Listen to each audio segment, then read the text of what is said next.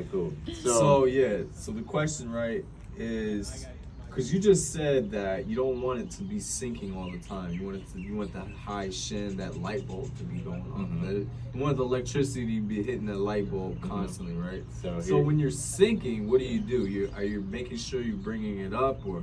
So I gave you a diagram earlier in word format saying Yi Dao Qi Dao. Now you also need to know which Yi Dao Qi Dao means where intention goes, energy flows, or where alertness goes, Qi flows. Now, another thing to note is Shin up, Qi down. So remember, the Qi is your heart magnitude of Qi and all the Qi around you. So we want to sync that Qi so that we can create that bottom Dantian. So from here, we're sinking down, and from here, we're staying up. So Shin up, which Shin is your consciousness. Your Shin wants to be up to the utmost of whatever, but you also want to work with the body as well. Instead of like most people, like we were talking about in the yoga, they push the Qi up and they push the Shin up, and they forget about the body a lot of the times and how we can create a superhuman body. And this, we can not only just get liberated with having the Shin up, but we can also have the Qi go down, so we have a superhuman body inside of this dream as well. Right? So, Shin up, Qi down. We want to differentiate that at all times. And with that, you stay alert at all times, but your body's constantly gaining more and more vitality. Right. At the same time. At the same time. You're immortalizing physicality at the same time. Exactly. And what you have in the world today is people doing the opposite of those two. Either their Shin is up and their Qi is up. That means that their emotions are up, as well as they might be alert and excited about everything, but their emotions are up, so anybody can just knock them over, and they're like, now I'm sad, now I'm mad.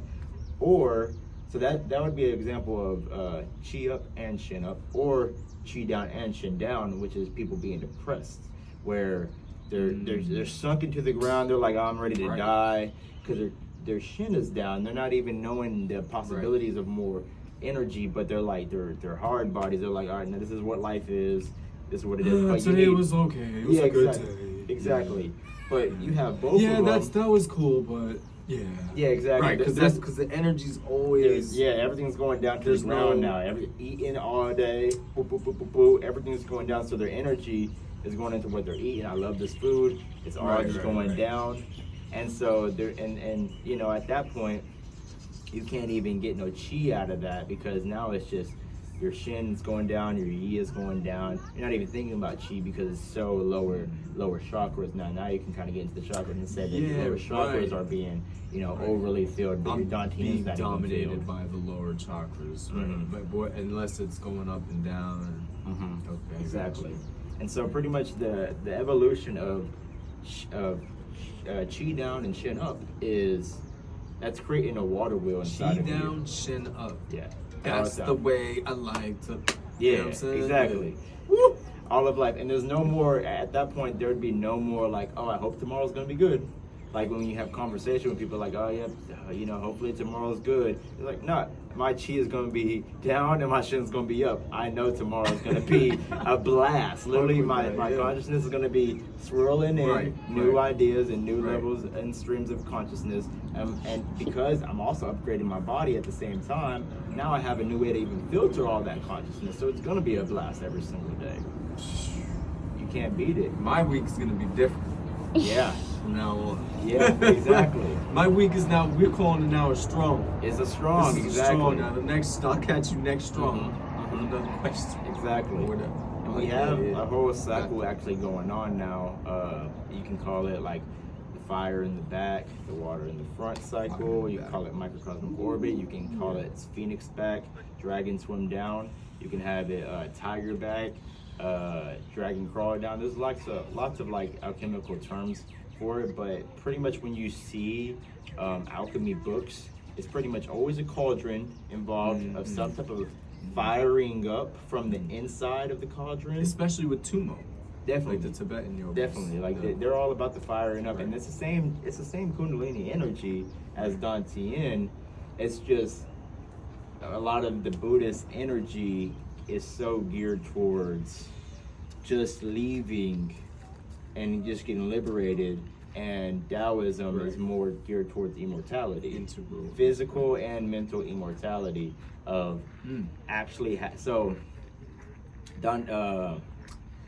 Taoists pretty much are mainly about creating immortal secondary bodies. That's the key to Taoism. Is pretty much the same energy as Kemet, and Nabatia is where you have a certain element of Ka, where you have so much Ka that you have an etheric double, and you're walking around not only with a superhuman body, but now you have so much Yang Shin that you fill up all three of your Dantians.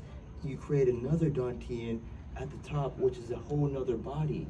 You create a whole different Dantian because you are having that ability to mature so much Yang Shin and create a whole nother body in a different reality. And for men, a lot of times, like, this is seen as a women's realm, but for men that have that ambitious and that testosterone nature, we are actually here to get out of this realm and go create more lands. Like how we men are the ones that go to the lands and find new realms or find new lands in like our modern history, like the ones that set sail and go find new lands. It's the same kind of energy with that testosterone of like them being the ones that this recognizes this is a feminine earth, and there's more earths out in the cosmos to go land different ships on, and actually, so you're getting that liberation. You can't even see that unless you got these. Yeah, you ain't got your second body yet. Nah, but you're getting that liberation like the Buddhists do, but you're really creating a whole new body, a whole new lucid dream astral projection body, and you're walking around with it at all times, and it can drop in and out of both realities at all times. That's what the Taoists were pretty much about. That's why Lao Tzu's probably still around.